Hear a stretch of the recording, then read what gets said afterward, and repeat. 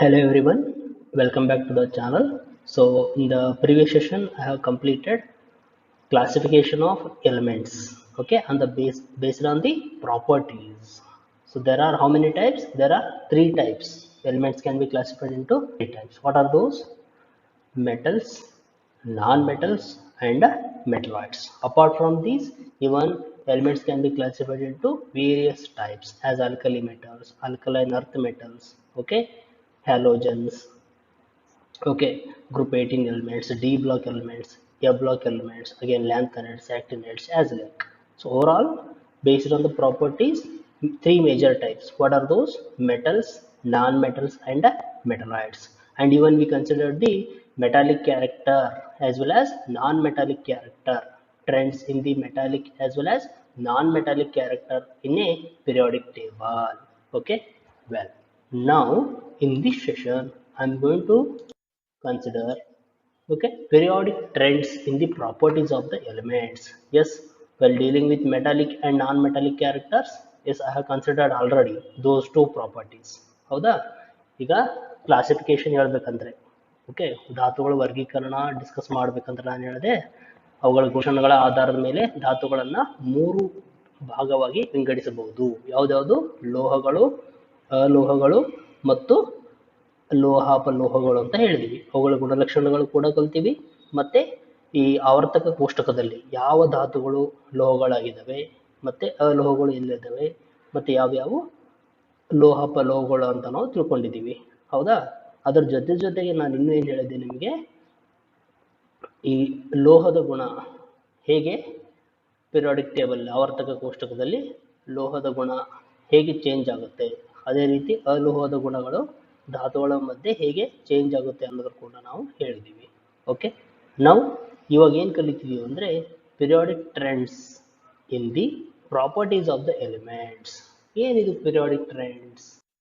Okay, well, the periodic trends in the properties of elements is nothing but a periodic trend adra ಏನಂದ್ರೆ it is the repetition of properties of elements. ಏನು ಹೇಳುತ್ತೆ periodic trends ಅಂದ್ರೆ ಏನು ಹೇಳ್ತಿದೀವಿ ಇಲ್ಲಿ? Repetition of properties of elements at a regular intervals. ನೆನ್ಪಿಟ್ಟುಕೊಳ್ಳಿ, periodic trends or you can say periodicity ಅಂದ್ರೆ ಏನು? It is the repetition of properties of the elements at a regular intervals in the periodic table. Okay, is called periodicity and the properties are called periodic properties. ಅಂದ್ರೆ ಏನಾಗುತ್ತೆ ಇಲ್ಲಿ? ಈ ಎಲಿಮೆಂಟ್ಗಳ properties regular ಆಗಿ repeat ಆಗುತ್ತೆ. ಆ regular ಆಗಿ repeat ಆಗೋದಕ್ಕೆ ಏನು ಕರಿತೀವಿ ನಾವು? ಪೆರಿಯಾಡಿಸಿಟಿ ಅಂತ ಹೇಳ್ತೀವಿ. ಈಗ ಒಂದು ಉದಾಹರಣೆ ಕೊಡ್ತೀನಿ ನಿಮಗೆ. ಈಗ ನಾವು ವಾರಗಳ ಲೆಕ್ಕ ಹೇಳ್ತೀವಿ, ಹೌದಾ? ಭಾನುವಾರ ಅದೇ ರವಿವಾರ ಅಂತ ಏನು ಹೇಳ್ತೀವಿ? ರವಿವಾರ, ಸೋಮವಾರ, ಮಂಗಳವಾರ, ಬುಧವಾರ, ಗುರುವಾರ, ಶುಕ್ರವಾರ, ಶನಿವಾರ ಆದ್ಮೇಲೆ ಮತ್ತೇನು ಬರುತ್ತೆ? ಮತ್ತೆ ರವಿವಾರ ಬರುತ್ತಾ?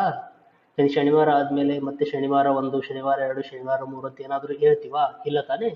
ಅಂದ್ರೆ ಅದೇ ರೀತಿ ಈಗ ವಾರಗಳು, ತಿಂಗಳುಗಳು ಏನ್ ಲೆಕ್ಕ ಹೇಳ್ತೀವಿ ನಾವು? ಓಕೆ, ಜನವರಿ, ಫೆಬ್ರವರಿ, ಮಾರ್ಚ್, ಏಪ್ರಿಲ್, ಮೇ, ಡಿಸೆಂಬರ್ ಆದ ತಕ್ಷಣ ಮತ್ತೇನು ಹೇಳ್ತೀವಿ? Again we say January. ಈಗ ವಾರಗಳಾದ್ರೆ ಸ್ಯಾಟರ್ಡೆ ಆದ್ಮೇಲೆ ಮತ್ತೆ ಸಂಡೇ ಹೇಳ್ತೀವಿ. ಅಂದ್ರೆ ಏನಿಲ್ಲಿ ಪಿರಿಯಾಡಿಕಲಿ ರಿಪೀಟ್ ಆಗುತ್ತೆ. ಸೇಮ್ ಅದೇ ಸ್ಯಾಟರ್ಡೆ ಮತ್ತೊಂದ್ಸರಿ ಹೇಳ್ತೀವಿ, ಅದೇ ಸಂಡೇ ಮತ್ತೊಂದ್ಸರಿ ಹೇಳ್ತೀವಿ, ಆಫ್ಟರ್ ರೆಗ್ಯುಲರ್ ಇಂಟರ್ವಲ್ಸ್. ಸಿಮಿಲರ್ಲಿ ಈಗ ನಾವು ಪಿರಿಯಾಡಿಕ್ ಟೇಬಲ್ ಅಲ್ಲಿ ಆವರ್ತಕ ಕೋಷ್ಟಕದಲ್ಲಿ ಬಂದ್ರೆ ಏನಾಗುತ್ತೆ? ಪ್ರಾಪರ್ಟೀಸ್ ಗುಣಲಕ್ಷಣಗಳು ಏನಾಗ್ತವೆ? ರೆಗ್ಯುಲರ್ ಆಗಿ ರಿಪೀಟ್ ಆಗುತ್ತಾ ಹೋಗುತ್ತೆ. ಅದಕ್ಕೆ ನಾವೇನ್ ಕರಿತೀವಿ? ಪಿರಿಯಾಡಿಸಿಟಿ ಅಂತ ಕರಿತೀವಿ. ಓಕೆ, ಈಗ ಇಂಗ್ಲಿಷ್ ಅಲ್ಲಿ ಹೇಳೋದಾದ್ರೆ ಏನ್ ಹೇಳ್ತೀವಿ? the repetition of properties of elements at regular intervals. ಇದು ತುಂಬಾ ಇಂಪಾರ್ಟೆಂಟ್. ಸುಮ್ಮನೆ ರಿಪೀಟ್ ಆಗ್ತಾರೆ ಅದಕ್ಕೆ ನಾವು periodicity ಅನ್ನಲ್ಲ. ಅದು ಹೇಗಾಗಬೇಕು? It should repeat at a regular intervals in the periodic table is called periodicity and the properties are called periodic properties. Well, ನಿಮ್ಗೆ ಅರ್ಥ ಆಯ್ತು ಅನ್ಕೊಂಡಿದ್ದೀನಿ. Say there are many observable patterns. ಅಂದ್ರೆ ನಾವು ಈಗ ಪಿರಿಯಾಡಿಕ್ ಪ್ರಾಪರ್ಟೀಸ್ ಅಂತ ಕನ್ಸಿಡರ್ ಮಾಡಿದ್ರೆ, yes, there are many physical and chemical properties that we can list out. we can observe periodicity in many physical as well as properties of the elements. ಅಂದ್ರೆ ಇಲ್ಲಿ ನಾವು ಎಷ್ಟು ಸುಮಾರು ಭೌತಿಕ ಮತ್ತು ರಾಸಾಯನಿಕ ಗುಣಗಳಲ್ಲಿ ನಾವು ಪಿರಿಯಾಡಿಸಿಟಿಯನ್ನು ನಾವು ನೋಡಬಹುದು. ಅವೆಲ್ಲ ನಾವೇನ್ ಕರಿತೀವಿ ಪಿರಿಯಾಡಿಕ್ ಪ್ರಾಪರ್ಟೀಸ್ ಅಂತಾನೆ ಕರಿಬೇಕಾಗುತ್ತೆ. ಯಾಕಂದ್ರೆ ಅಲ್ಲಿ ಅಟ್ ರೆಗ್ಯುಲರ್ ಇಂಟರ್ವಲ್ಸ್ ಆ ಫಿಸಿಕಲ್ ಪ್ರಾಪರ್ಟಿ ಅಂದ್ರೆ ಭೌತಿಕ ಗುಣಲಕ್ಷಣಗಳನ್ನು ಮತ್ತೆ ಕಾಣಿಸ್ತಿರ್ತದೆ. ಅದರ ಜೊತೆಗೆ ರಾಸಾಯನಿಕ ಗುಣಲಕ್ಷಣಗಳು ಕೂಡ ರೆಗ್ಯುಲರ್ ಇಂಟರ್ವಲ್ ಅಲ್ಲಿ ರಿಪೀಟ್ ಆಗುತ್ತಿರುತ್ತೆ. ಅದಕ್ಕೆ ನಾವು ಏನು ಹೇಳ್ತೀವಿ, yes those physical as well as such chemical properties are considered as a periodic properties. ಈಗ ಇಲ್ಲಿ ಸ್ಟೇಟ್ಮೆಂಟ್ ಏನು ಹೇಳಿದೀವಿ, there are many observable patterns in the physical and chemical properties of the elements as we come down in a group or move across a period in the periodic table. ಅಂದ್ರೆ ನಾವು ಇಲ್ಲಿ ಪಿರಿಯಾಡಿಸಿಟಿ ಹೇಗೆ ನೋಡ್ತಿದೀವಿ, down the group ನೋಡಿದ್ರು ನಮಗೆ ಕೆಲವೊಂದು physical ಅಥವಾ chemical properties ಅಲ್ಲಿ ಪಿರಿಯಾಡಿಸಿಟಿ ಕಂಡು ಸಿಗುತ್ತೆ. Similarly along A period, okay along A period ಅಂತ ನೋಡಿದ್ರು ಕೂಡ ನಾವಲ್ಲಿ ಪಿರಿಯಾಡಿಸಿಟಿಯನ್ನ ಅಬ್ಸರ್ವ್ ಮಾಡಬಹುದು. ಅಂದ್ರೆ ರೆಗ್ಯುಲರ್ ರಿಪಿಟೇಷನ್ ಆಗೋದನ್ನ ನೋಡಬಹುದು ಅಂತ ಹೇಳ್ತೀವಿ. Now, trends in physical properties. We will discuss the periodic trends in physical properties with respect to physical property ಅಂತ ತಗೊಂಡ್ರೆ ನಾನೇನು ಹೇಳಿದೆ, ಫಿಸಿಕಲ್ ಭೌತಿಕ ಮತ್ತು ರಾಸಾಯನಿಕ ಗುಣಲಕ್ಷಣಗಳು ಎರಡರಲ್ಲಿ ಕೂಡ ನಾವು ಏನು ನೋಡ್ಬೋದು, ಪಿರಿಯಾಡಿಸಿಟಿಯನ್ನ ನೋಡ್ಬೋದು. ಅಂದ್ರೆ ಭೌತಿಕ ಮತ್ತು ರಾಸಾಯನಿಕ ಗುಣಲಕ್ಷಣಗಳು ಎರಡೂ ನಾವೇನು ಕನ್ಸಿಡರ್ ಮಾಡ್ತೀವಿ ಪಿರಿಯಾಡಿಕ್ ಪ್ರಾಪರ್ಟೀಸ್ ಅಂತ ಅಲ್ಲಿ ನಾವು ಅಧ್ಯಯನ ಮಾಡಬಹುದು. ಈಗ ಭೌತಿಕ ಗುಣಲಕ್ಷಣಗಳನ್ನ ಕನ್ಸಿಡರ್ ಮಾಡಿದ್ರೆ that is physical properties. If you consider, as we observe periodicity with respect to one of the physical property. What is that? Atomic radius ಅಂತ ಹೇಳ್ತೀವಿ. Atomic radius. Second ಬಂದು ionic radius. Then third one ionization enthalpy. Then fourth one electron gain enthalpy, and the fifth one electronegativity. ಇದೇನಿದು? All these are physical properties. ಇದು ಯಾವುದಿದು? With respect to physical properties. ಈಗ ನಾನು physical properties ಅಂತ ತಗೊಂಡ್ರೆ ಯಾವ್ದಾದ್ರು ತಗೋತಿದ್ದೀನಿ, atomic radius, ionic radius, ionisation enthalpy, electron gain enthalpy and electronegativity. ಈ 5 ಗುಣಲಕ್ಷಣಗಳಲ್ಲಿ ನಾವೇನು ಅಬ್ಸರ್ವ್ ಮಾಡ್ತಿದ್ದೀವಿ, ವಿ ಆರ್ ಅಬ್ಸರ್ವಿಂಗ್ ಪಿರಿಯಾಡಿಸಿಟಿ. ಅಂದ್ರೆ ರೆಗ್ಯುಲರ್ ಆಗಿ ಒಂದೇನೋ ರೆಗ್ಯುಲಾರಿಟಿಯನ್ನು ನೋಡ್ತಿದ್ದೀವಿ. How we can observe? Either we can analyse down the group or we can analyze along a period. ನೋಡಬಹುದು. Well, we study these physical properties one by one. Well, the first one ಇದೆ atomic radius ಅಂತ ಇದೆ. ಈಗ ನಾನು atomic radius ಅದರ ಅರ್ಥ ತಿಳ್ಕೊಬೇಕು, ಹೌದಾ? ಅದರ ಅಟಾಮಿಕ್ ರೇಡಿಯಸ್ ಅರ್ಥ ಗೊತ್ತಾದ್ರೆ ಮಾತ್ರ ನಾವು ಅದು ಪಿರಿಯಾಡಿಸಿಟಿಯನ್ನು ನಾವು ಅರ್ಥ ಮಾಡ್ಕೋಬಹುದು. We should be aware about meaning of A atomic radius. ಇದು ಅಟಾಮಿಕ್ ರೇಡಿಯಸ್ ಏನಂತ ನಮಗೆ ಗೊತ್ತಾಗಬೇಕು. ಎಸ್, ಈಗ ನಾವು ಅಟಮ್ ಅಂತ ಬಂದ್ರೆ ಅಟಮ್ ನಮಗೆ ಗೊತ್ತಿದೆ. ಏನ್ atom? Yes, what are all present here? Yes, atom if I consider as a sphere, there will be nucleus present at the centre. Yes or no? ಆ ನ್ಯೂಕ್ಲಿಯಸ್ ಅಲ್ಲಿ ಏನಿರುತ್ತೆ? Protons and neutrons both are present in the nucleus, and electrons are revolving around the nucleus in a circular path ಅಂತ ಹೇಳ್ತೀವಿ, ಹೌದಾ? ಅಂದ್ರೆ ಈಗ ನಾವು ಏನ್ ಇಮ್ಯಾಜಿನ್ ಮಾಡ್ಕೋಬೇಕು, ಒಂದು ಅಟಮ್ ಅಂದ್ರೆ ಒಂದು ಸ್ಪಿಯರ್. ಓಕೆ, ಅಟಮ್ ಅಂದ್ರೆ ಏನದು? ಒಂದು ಸ್ಪಿಯರ್ ತರ ಕಲ್ಪನೆ ಮಾಡ್ಕೋಬೇಕು. ಆ ಸ್ಪಿಯರ್ ಸೆಂಟರ್ ಏನಿರುತ್ತೆ? Okay, at the centre nucleus is present. ಈಗ ನಾನು ಅಟಾಮಿಕ್ ರೇಡಿಯಸ್ ಅನ್ನೋದು ಏನ್ ಹೇಳ್ಕೊಡುತ್ತೆ? It speaks about size. ಇದೇನ್ ಹೇಳ್ಕೊಡುತ್ತೆ? It speaks about size of a atom. ಅಟಮ್ನ ಸೈಜ್ ಅನ್ನ ಹೇಳ್ಕೊಡುತ್ತೆ. ಎಸ್, ಡೆಫಿನೇಷನ್ ಅಂತ ಬಂದ್ರೆ ಏನ್ ಹೇಳ್ತೀವಿ ನಾವು? It is the distance between center of nucleus. ಏನು ಹೇಳ್ತಿದೀವಿ? ಅಟಾಮಿಕ್ ರೇಡಿಯಸ್ ಅಂದ್ರೆ it is the distance between centre of nucleus and outermost shell is called atomic radius. The distance between center of nucleus and outermost shell. outer shell ನ ಇನ್ನು ಏನು ಹೇಳ್ಬೋದು ನಾವು? Periphery ಅಂತಾನೆ ಹೇಳ್ಬೋದು, last shell. ಆ ಎರಡರ ಮಧ್ಯೆ ಡಿಸ್ಟೆನ್ಸ್ ಏನಿದೆಯಲ್ಲ, ಆ ಡಿಸ್ಟೆನ್ಸ್ ಅನ್ನ ನಾವೇನು ಕರಿತೀವಿ? ಅಟಾಮಿಕ್ ರೇಡಿಯಸ್ ಅಂತ ಕರಿತೀವಿ. So I just repeat, the distance between centre of nucleus to the outermost shell of an atom or in an atom is called atomic radius. Well, we will visualize with help of a diagram. Say ಇದೇನಿದು ಇಲ್ಲಿ ಏನು indicate ಮಾಡ್ತಿದ್ವಿ ನಾವು? So it is entire atom. ಇದೆಲ್ಲ ಏನಿದು it is entire thing is a atom. Okay, well ಈ diagram ಏನು indicate ಮಾಡ್ತಾ ಇದೆ? ಅಟಮ್ ಇಂಡಿಕೇಟ್ ಮಾಡುತ್ತೆ. ಇಲ್ಲಿ say at the centre what is present? At the centre there is a nucleus. Nucleus centrally ಇದೆ. As per the definition, atomic radius ಅಂದ್ರೆ ಏನು? The distance between center of the nucleus, ಇದನ್ನ center ಅಂತ ತಗೋತೀನಿ. Okay, center of the nucleus to the outermost shell. ಇದೇ consider it is the outermost shell. ಇವೆರಡರ ಮಧ್ಯೆ ಏನಿದೆ ಗ್ಯಾಪ್, ಆ ಡಿಸ್ಟೆನ್ಸ್ ಏನಿದೆಯಲ್ಲ, ಆ ಡಿಸ್ಟೆನ್ಸ್ ಏನು ಹೇಳ್ಕೊಡುತ್ತೆ? ಅಟಾಮಿಕ್ ರೇಡಿಯಸ್ ಅಂತ ಹೇಳ್ಕೊಡುತ್ತೆ. ಅಂದ್ರೆ ಅರ್ಥ ಏನಿಲ್ಲಿ? The distance between centre of nucleus to the outermost shell. ಎರಡು ಡಿಸ್ಟೆನ್ಸ್ ಏನು ಹೇಳ್ಕೊಡುತ್ತೆ? ಅಟಾಮಿಕ್ ರೇಡಿಯಸ್ ಅಂತ ಹೇಳ್ಕೊಡುತ್ತೆ. Okay, just repeat the definition. Yes, the distance between centre of nucleus and outermost shell of an atom is called atomic radius. Well, ಇಲ್ಲಿ ಒಂದು ಪ್ರಶ್ನೆ ಬರುತ್ತೆ. ಈಗ ನಮ್ಗೆ ಎಷ್ಟು ಎಲಿಮೆಂಟ್ ಗೊತ್ತಿದೆ? ನಮಗೆ 119 ಎಲಿಮೆಂಟ್ಸ್ ಆರ್ ನೋನ್. ಒಟ್ಟು 119 ಧಾತುಗಳು ನಮಗೆ ಗೊತ್ತಿದ್ದಾವೆ. ಹೌದಾ? ಈಗ 119 ಧಾತುಗಳು ಅಂದ್ರೆ 119 ಧಾತುಗಳು ತನ್ನದೇ ಆದ ಅಟಮ್ ಅನ್ನ ಹೊಂದಿದೆ. ಓಕೆ, ಅಣು ಅಂತ ಹೇಳ್ತೀವಿ. ತನ್ನದೇ ಆದ ಅಣುಗಳಿಂದ ಮಾಡಲ್ಪಟ್ಟಿರ್ತವೆ. ಈಗ ಎಲ್ಲ ಅಣುಗಳ ಅಟಾಮಿಕ್ ರೇಡಿಯಸ್ ಒಂದೇ ಆಗಿರುತ್ತಾ? ಇಲ್ಲ. ಓಕೆ, ಅಟಾಮಿಕ್ ರೇಡಿಯಸ್ ಬೇರೆ ಬೇರೆ ಆಗಿರುತ್ತೆ. ಎಲ್ಲ ಧಾತುಗಳು ತನ್ನದೇ ಆದ ಅಟಾಮಿಕ್ ರೇಡಿಯಸ್ ಅನ್ನ ಹೊಂದಿವೆ ಅಂತ ಹೇಳ್ತೀವಿ. ಇಟ್ ಮೀನ್ಸ್ ಈಗ ಅಟಾಮಿಕ್ ನಂಬರ್ ಜಾಸ್ತಿ ಆದಂಗೆ ಅಟಾಮಿಕ್ ರೇಡಿಯಸ್ ಕೂಡ ಏನಾಗುತ್ತೆ? ಜಾಸ್ತಿ ಆಗುತ್ತಾ ಹೋಗುತ್ತೆ. ಈಗ atomic radius if I consider it is one of the periodic properties. ಈಗ ಅಟಾಮಿಕ್ ರೇಡಿಯಸ್ ಅನ್ನ ನಾವು ಒಂದು ಪೀರಿಯಾಡಿಕ್ ಪ್ರಾಪರ್ಟಿ ಅಂತ ಕನ್ಸಿಡರ್ ಮಾಡಿದ್ರೆ I have to consider variation of atomic radius. Okay, variation of atomic radius down the group and along a period. Okay, well ಇದರ ಅರ್ಥ ಗೊತ್ತಾಯ್ತಾ? Atomic radius ಅಂದ್ರೆ ಏನು? Distance between centre of nucleus and outermost shell. ಈಗ ನಾನು atomic radius, ಈಗ size of the atom ಅಂತ ತಗೊಂಡ್ರೆ ಎಷ್ಟಿದೆ? Size of the atom will be in the range of 10⁻⁻10 nanometre. ಅಂದ್ರೆ ಅಟಮ್ ತುಂಬಾ ಚಿಕ್ಕದಾಗಿದೆ. It will be measured in terms of nanometre. So size ತುಂಬಾ ಚಿಕ್ಕದಿರೋ ಸಲುವಾಗಿ ಏನ್ ಹೇಳ್ತೀವಿ? ಈ ಅಟಾಮಿಕ್ ರೇಡಿಯಸ್ ಅನ್ನ ಹೇಗೆ ಮೆಜರ್ ಮಾಡ್ತೀವಿ ಅಂದ್ರೆ it is measured in terms of picometre ಅಂತ ಹೇಳ್ತೀವಿ. ಪಿಕೋ ಅಂದ್ರೆ ಎಷ್ಟು? It's about 10⁻⁻12. Okay, picometre 10⁻⁻12 metre. Angstrom ಕೂಡಲ್ಲ ಮೆಜರ್ ಮಾಡ್ತೀವಿ. ಆಂಗ್ಸ್ಟ್ರಾಮ್ ಅಂದ್ರೆ 10⁻⁻10 metre. and even is also measured in nanometer. Nano 10⁻⁹ meter.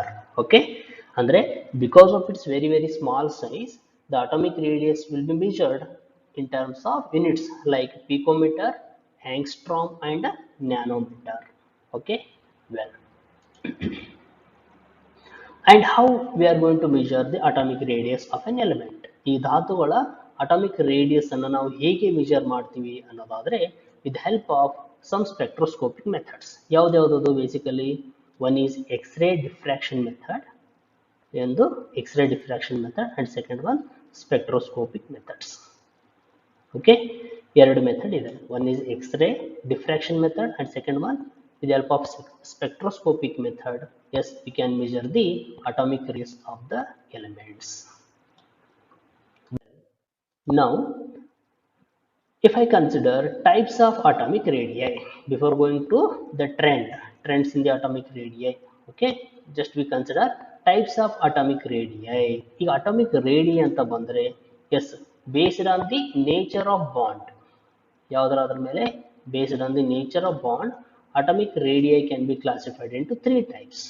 ಈಗ atomic radius ಅನ್ನ ನಾವು 3 ಭಾಗಗಳಾಗಿ ವಿಂಗಡಿಸಬಹುದು ಅಂತ ಹೇಳ್ತೀವಿ. ಯಾವ್ದು?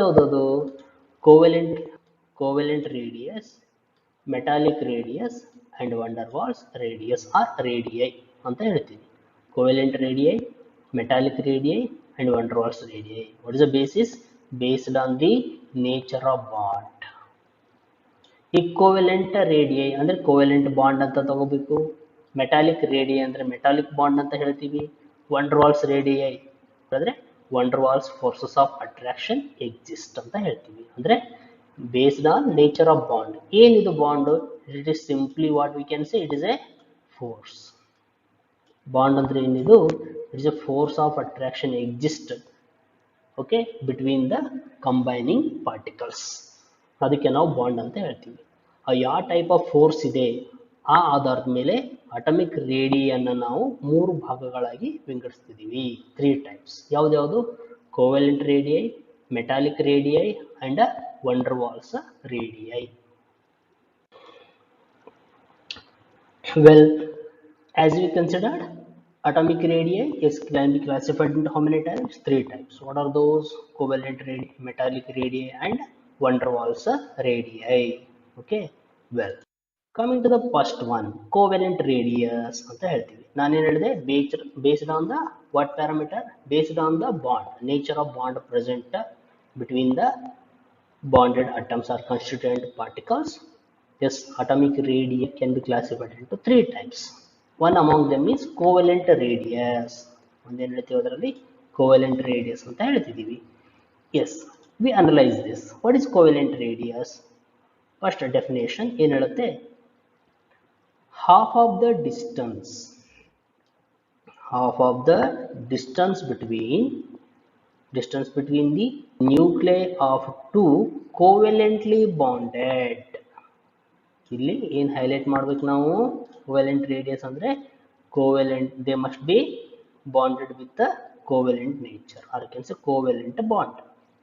So definition ಹೇಳುತ್ತೆ, half of the distance between the nuclei of two covalently bonded atoms of same element. ಮತ್ತೆ ಇನ್ನೇನಿಲ್ಲಿ ಸ್ಪೆಸಿಫೈ ಮಾಡ್ತಿದ್ದೀವಿ? those atoms must be of same element. ಈಗ ಎ ಇತ್ತಂದ್ರೆ ಇನ್ನೊಂದು ಅಟಮ್ ಎನೇ ಇರಬೇಕು, ಬಿ ಇದ್ರೆ ಬಿನೇ ಇರಬೇಕು, ಸಿ ಇದ್ರೆ ಸಿನೇ ಇರಬೇಕು, ಆ ಥರ. ಓಕೆ, ಜನರಲ್ ಆಗಿ ಹೇಳೋದಾದ್ರೆ it is the half of the distance between nuclei of two covalently bonded atoms of a same element in a molecule is called or is known as covalent radius. ಇದಕ್ಕೊಂದು ನಾವು ಉದಾಹರಣೆ ಜೊತೆಗೆ explain ಮಾಡೋಣ. Say for example, ಇಲ್ಲಿದೆ chlorine molecule ಇದೆ, Cl2 ಅಂತ ಇದೆನಾ. Cl2 ಅಂದ್ರೆ 2 Cl ಇದಾವೆ. One chlorine atom is bonded with another chlorine atom. ಈ ಬಾಂಡ್ ಏನಿದೆ? This bond is both chlorine atoms are covalently bonded. These are the atoms of a same element, chlorine. Both the chlorine atoms are bonded with a covalent bond. ಇಲ್ಲಿ ನಾವು ಯಾವ radius ಅಂತ ಹೇಳ್ತೀವಿ? ಇಲ್ಲಿ ನಾವು we are going to talk about covalent radius ಅಂತ ಹೇಳ್ತೀವಿ. Since what is the nature? As per the definition, ಇದೆಲ್ಲ fulfill ಮಾಡುತ್ತಾ? Half of the distance between nuclei of two covalently bonded atoms. ಈ ಎರಡು ಅಟಮ್ ಕನ್ಸಿಡರ್ ಮಾಡಿ, chlorine and another chlorine. These are the atoms of a same element. Both are how they bonded? They covalently bonded. Okay, same element ಇದಾವೆ, bond ಏನಿದೆ? Covalent bond ಇದೆ. So I can say a covalent bond present, therefore a covalent radius. ಈಗ the distance, the actual distance, if I consider one chlorine atom and one more chlorine atom, two chlorine atoms, the actual distance between nucleus of both the chlorine atoms, ಈ ಎರಡು chlorine atom ಮಧ್ಯೆ ಇರೋ distance ಏನಿದೆ, nucleus, okay, distance between the nuclei of adjacent chlorine atoms, ಈ ಎರಡು bonded chlorine ಇದಾವ, ಆ nucleus distance ಏನಿದೆ? It is the 198 picometre. ಎರಡು ಕ್ಲೋರಿನ್ ಅಟಮ್ ಬಾಂಡ್ ಆಗಿದ್ದಾವೆ. By which bond? It is the covalent bond. ಎರಡರ ಮಧ್ಯೆ ಒಂದು ಬಾಂಡ್ ಇದೆ, ಇದು. Okay, they are bonded with the covalent. Now, what is the distance, total distance? It is the 198 picometer. ಈಗ ನಾನು covalent radius ಅಂತ ಹೇಳೋದಾದ್ರೆ ಹಾಫ್, ಇದರ ಅರ್ಧ ಎಷ್ಟಾಗುತ್ತೆ? That is 198/2. ಹಾಫ್ ವ್ಯಾಲ್ಯೂ ಏನಿದೆಯಲ್ಲ ಅದೇನಾಗುತ್ತೆ? ಕೋವೆಲೆಂಟ್ ರೇಡಿಯಸ್ ಆಗುತ್ತೆ. So I just repeat the definition. Yes, what is the covalent radius? Half of the yes, half of the distance between the nuclei of two covalently bonded atoms of a same element is called covalent radius. Yes, well-known example is chlorine molecule, Cl2. Two chlorine atoms are bonded covalently and the total distance between the nuclei is 198 picometer. Now here covalent radius of chlorine will be half of this. How much? 99 picometer. It will be the covalent radius. Is it clear? Well, coming to the second one. What is the second one? Metallic radius ಅಂತ ಹೇಳ್ತೀವಿ. ಹೌದಾ? Yes. Now first we look for the definition. So according to the definition, ಏನ್ metallic radius ಅಂದ್ರೆ metallic radius is nothing but half of the internuclear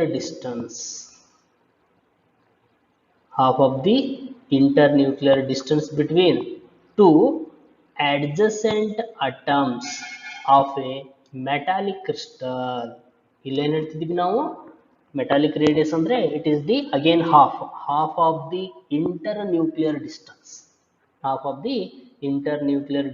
between two adjacent atoms of a metallic crystal is known as metallic radius. ಇದನ್ನು ನಾವು ಹೇಗೆ ಅರ್ಥ ಮಾಡ್ಕೊಳ್ಳೋಣ? We consider one example. Suppose copper ಅಂತ ತಗೋತೀನಿ ನಾನು. ಕಾಪರ್ ಅದೊಂದು ವೆಲ್ ನೋನ್ ಮೆಟಲ್. ಎಸ್, ಈಗ ಒಂದು copper atom, another copper atom. Yes, adjacent copper atoms. ನಾವೇನು ಹೇಳ್ತಿದ್ದೀವಿ? The nucleus, distance between the nuclei of first copper and second copper, adjacent copper atoms ಎಷ್ಟಿದೆ? It is 2, how much it is? 256 picometer ಇದೆ. ಹೌದಾ? ಎರಡರ ಮಧ್ಯೆ distance ಎಷ್ಟಿದೆ? It is 256 picometer ಇದೆ. Now as per the definition, metallic radius is nothing but it is the half of the internuclear ಅಂದ್ರೆ in between ಅಂತ ಹೇಳ್ತೀವಿ. ಹೌದಾ? Internuclear distance between two adjacent atoms of a metallic crystal. ಅಂದ್ರೆ ಅರ್ಥ ಇಲ್ಲಿ ಏನ್ ನೆನ್ಪಿಟ್ಕೊಳ್ಳಿ, ಈ ಫಸ್ಟ್ ಕಾಪರ್ ಏನ್ ಕೊಟ್ಟೆ ನಾನು, ನಂಬರ್ 1 ಅಂತ ಏನ್ ಕೊಟ್ಟೆ, it belongs to one crystal system, this copper atom. Second copper, it belongs to another crystalline structure. Two metallic crystals are present. Now say copper atoms, they are present, both the crystals present adjacent to one another. So now we are considering adjacent copper atoms of both the metallic crystal.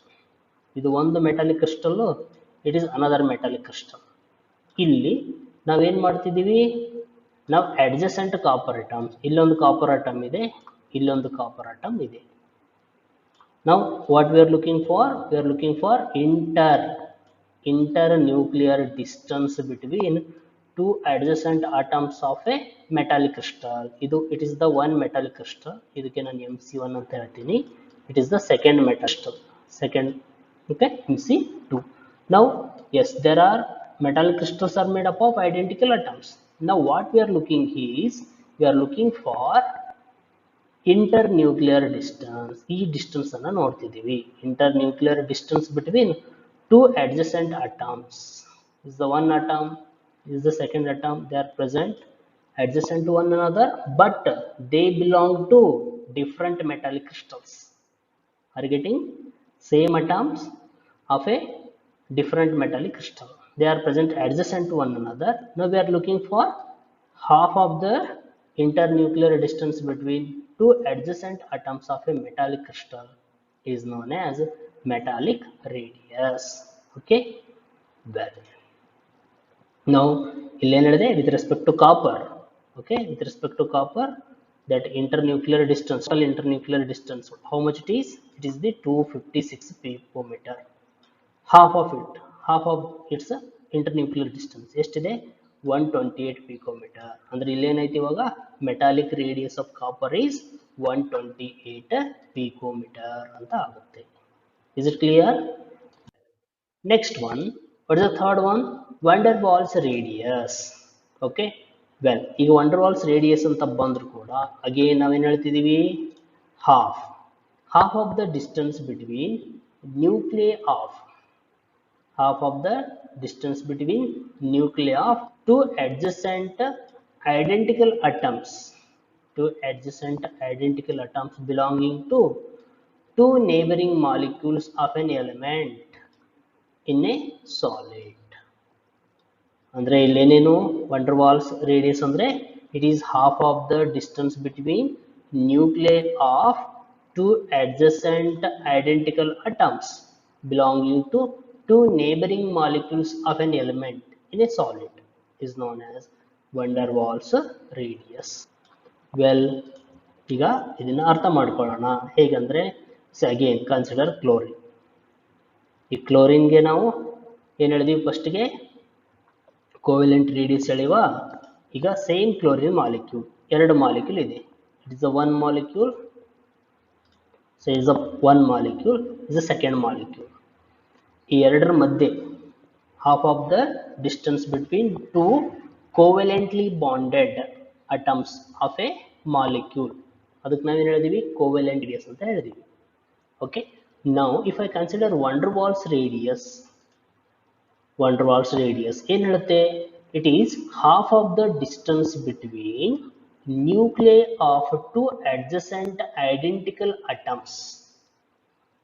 ಇದು adjacent molecules idave, two neighboring molecules, okay, one and second. I had mentioned here two molecules, first and second, two chlorine molecules.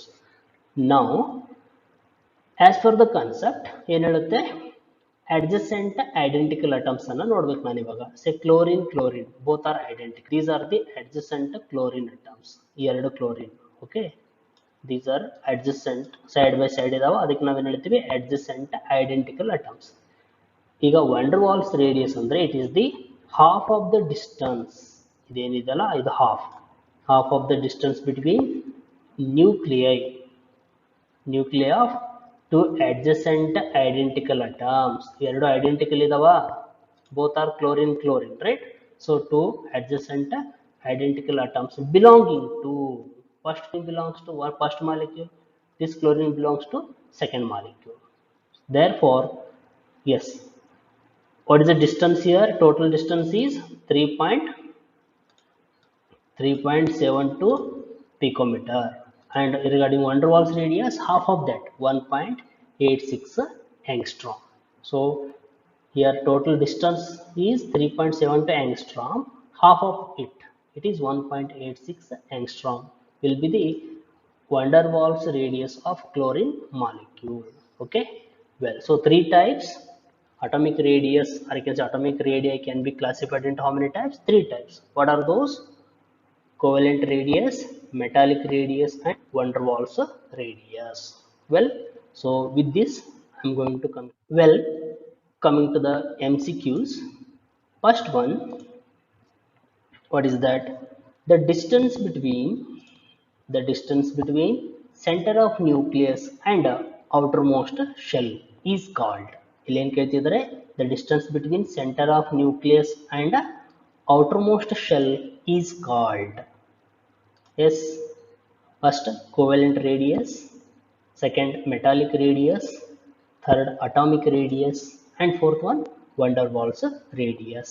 Yes, what is the answer?